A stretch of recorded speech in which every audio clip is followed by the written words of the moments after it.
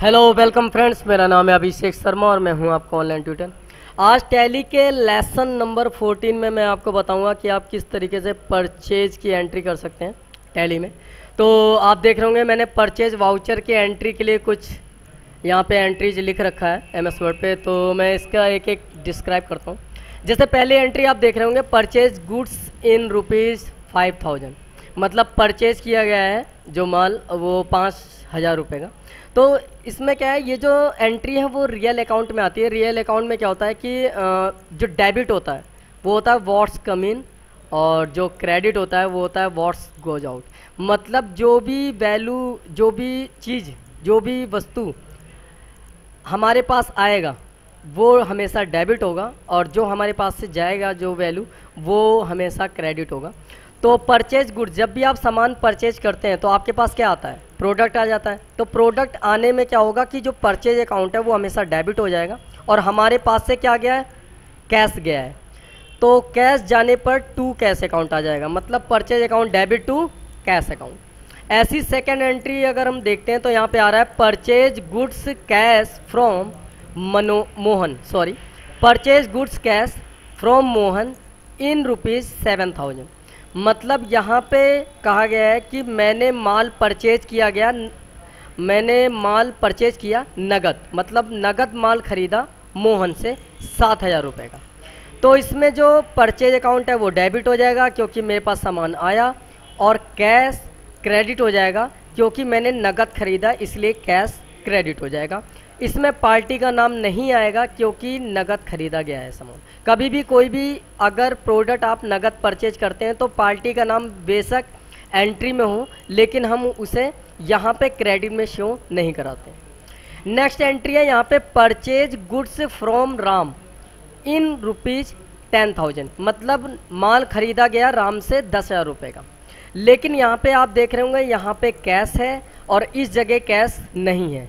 तो कैश नहीं है, इसका मतलब ये जो परचेज किया गया है राम से वो उधार परचेज किया गया है, और उधार परचेज करने की कंडीशन में परचेज सामान जो है वो तो हमारे पास आया ही है जो परचेज किया गया सामान, लेकिन कैश की जगह राम अकाउंट आ जाएगा क्योंकि कल को हमें नेक्स्ट डे या अगले दिन या बाद में हमें राम को पैसे पेमेंट करने होंगे, तो इसलिए purchase account debit to Ram account आ जाएगा। इससे नेक्स्ट एंट्री यहाँ पे purchase goods from Manoj in ₹5000, मतलब मनोज से माल परचेज किया गया, माल खरीदा गया 5000 रुपये का, तो purchase account debit to Manoj account क्योंकि कैश नहीं दिया गया। अब इससे नेक्स्ट एंट्री है परचेज गुड्स कैश, यहाँ पे कैश आ गया from Satyam traders in ₹12,000, sorry. तो 12,000 रुपये का माल खरीदा गया नगद, वो भी सत्यम ट्रेडर्स से। तो यहाँ पे सत्यम ट्रेडर्स है, उसे हिडन कर देंगे हम लोग, शो करेंगे कैश, यानी कि परचेज अकाउंट डेबिट में होगा टू कैश अकाउंट। अब यहाँ पे नेक्स्ट एंट्री है purchase Sony mobile cash from Raj traders in per piece ₹15,000, यानी कि नोकिया मोबाइल जो है वो आपके पास आया और कैश परचेज किया गया, यानी कि कैश क्रेडिट में हो जाएगा।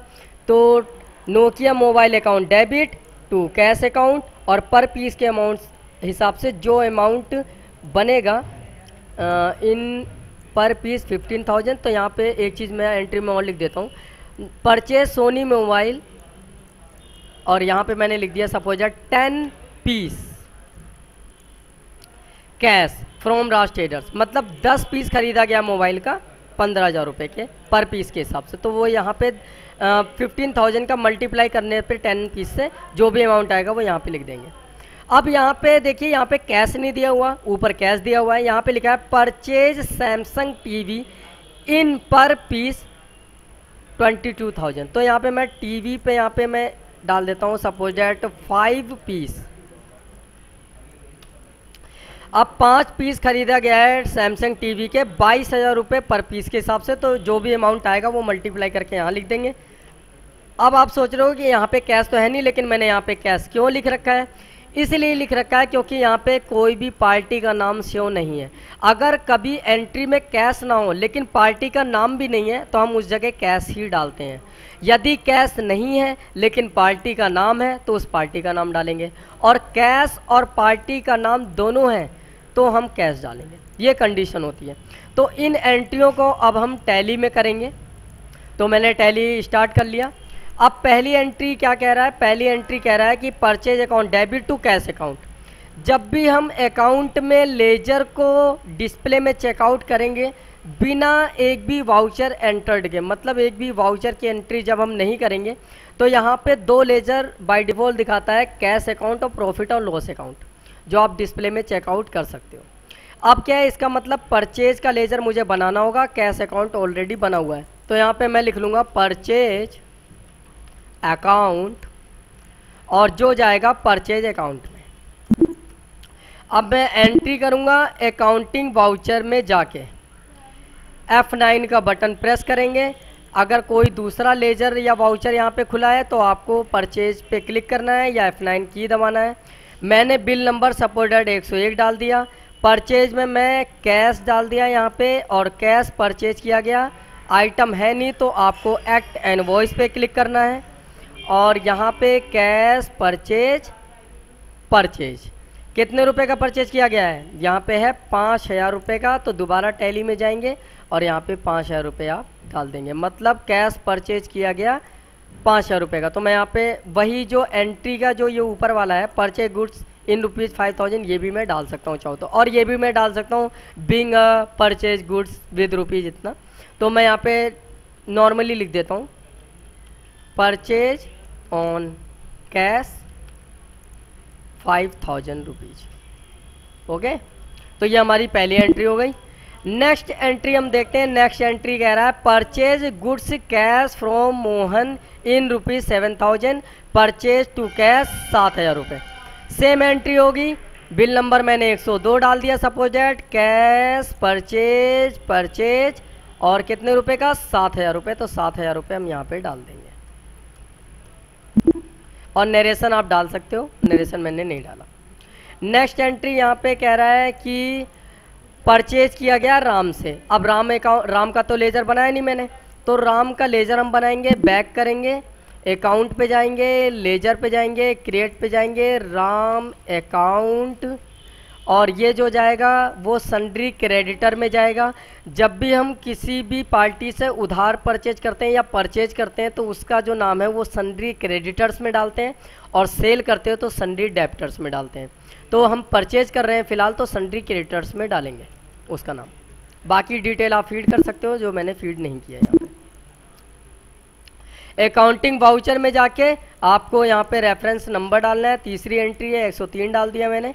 राम अकाउंट मैंने यहाँ पे डाल दिया, और परचेज परचेज, और अमाउंट है यहाँ पे आपका राम वाला 10,000 रुपये। तो 10,000 रुपये मैंने यहाँ पे डाल दिया। ये हो गई हमारी थर्ड एंट्री। फोर्थ एंट्री में कह रहा है कि परचेज टू मनोज, मतलब मनोज भी हमें लेजर में बनाना होगा। तो account laser create Manoj account sundry creditors, उसके बाद back back back accounting voucher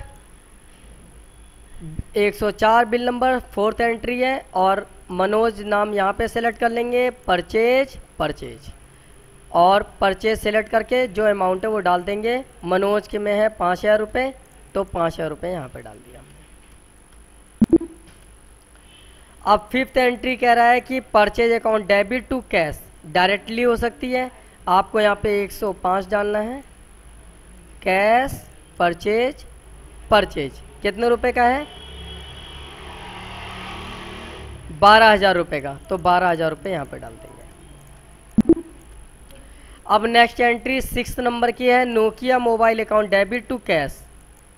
अब इसमें आइटम भी शो कर रहा है। पहले मैं यहाँ पे इन्वेंट्री पे जाऊँगा, स्टॉक ग्रुप में नोकिया कंपनी सिलेक्शन कर लेंगे, और यूनिट ऑफ मेजर पे जाएंगे, पीस मतलब फुल फॉर्म यहाँ डाल देंगे PIECE। उसके बाद आइटम पे जाएंगे, यहाँ पे लिख देंगे नोकिया मोबाइल्स, नोकिया पीस में, और उसके बाद बैक हो के अकाउंटिंग वाउचर पे जाएंगे। अब यहाँ पे है Nokia mobile account debit to cash 10 piece 15,000 रुपये पर पीस के हिसाब से। मतलब यहाँ पे हमें आइटम इनवॉइस पे क्लिक करना होगा और ये है बिल नंबर 106 डाल दिया मैंने। Cash purchase Nokia mobiles 10 piece purchase किया गया और 10 पीस 15,000 रुपये के रेट से, 15,000 रुपये के रेट से, यानी कि 1.5 लाख रुपए का परचेज हो गया। ये हमने कर लिया 6 नंबर की एंट्री। 7th नंबर की एंट्री है Samsung TV account debit to cash account 5 piece खरीदा गया 22,000 रुपये के रेट से। तो हम यहाँ पे सैमसंग का भी लेजर बनाना पड़ेगा। Inventory stock groups enter Samsung,